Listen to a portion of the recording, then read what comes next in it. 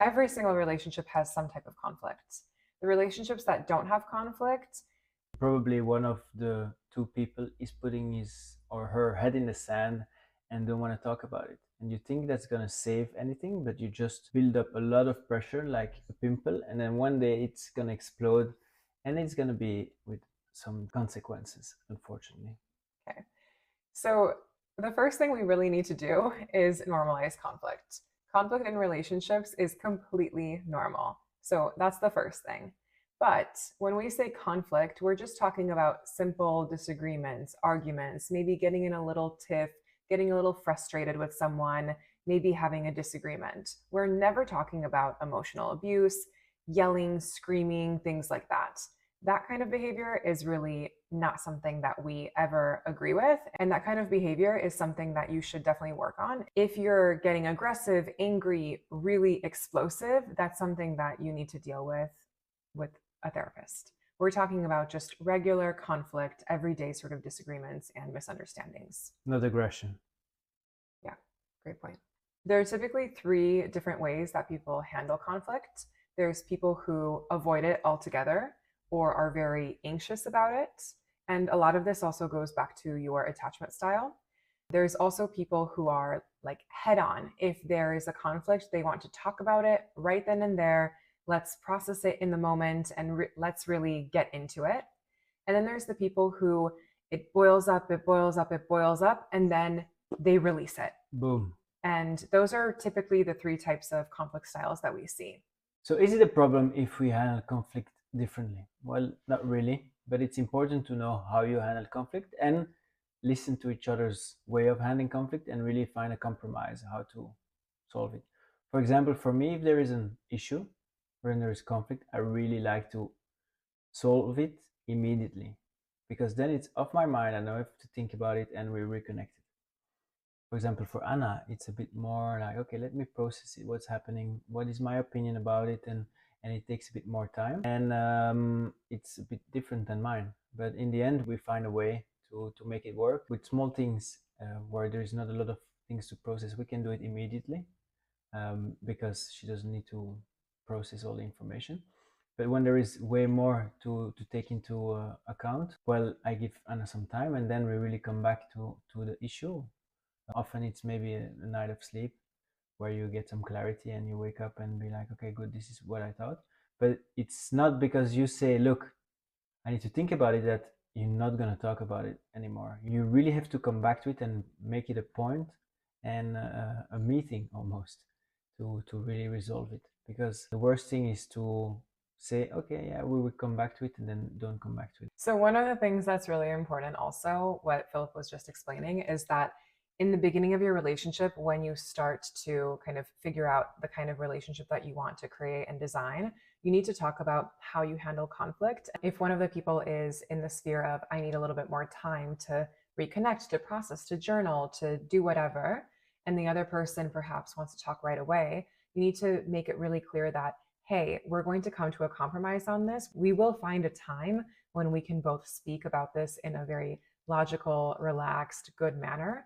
But we need to make that clear up front so that one person doesn't feel like they're being avoided or that the Yeah. conflict's being avoided or something like that. So basically, it needs to be very clear up front that we're on the same team. We're going to handle this conflict together, but perhaps we handle it in different ways, but we'll get to the resolution.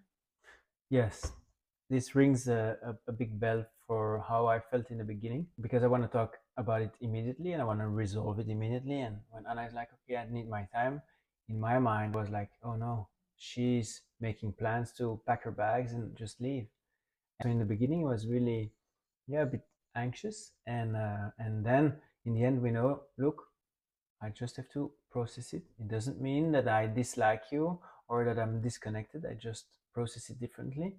I go on my side, we come back, we talk about it, and then it's over.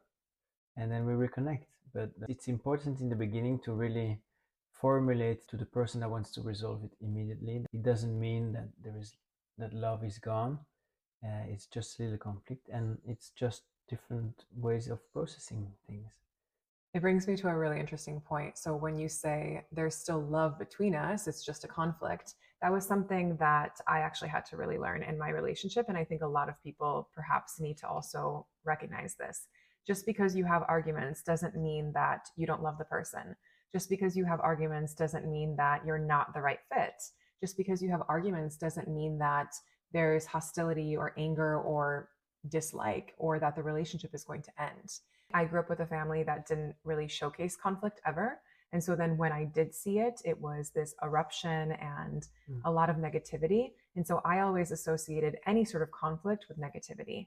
And in the beginning of our relationship, I would always ask Philip, wait, are we still good? Like, do you still love me? Is everything all right? And Mhm. that was very vulnerable of me to share, but also I really felt it. I truly felt, Mhm. oh no, we're having a conflict or disagreement, or Mhm. we don't see things exactly eye to eye. And Mhm. that means that it's game over, but it's not game over. In conflict, we have an opportunity to go deeper in our relationship. We have an opportunity to talk more meaningfully about the things that matter to us. We have an opportunity to just get closer and become more vulnerable. And I think that's the beauty of conflict. And I think also an important aspect to understand what your partner's conflict behavior is really understanding how it was at home. Yeah, that's part of conflict. So it's important to know, okay, how was it at home? Because then it's normalized to take that with you. And then for one person it can be completely normal to raise your voice and throw things. And for the other person it's completely shocking. So you really need to know, okay, good. What was normal in your household? Because you're gonna find it normal. What was normal in my household? And that's probably the two examples that you're gonna take to the conflict.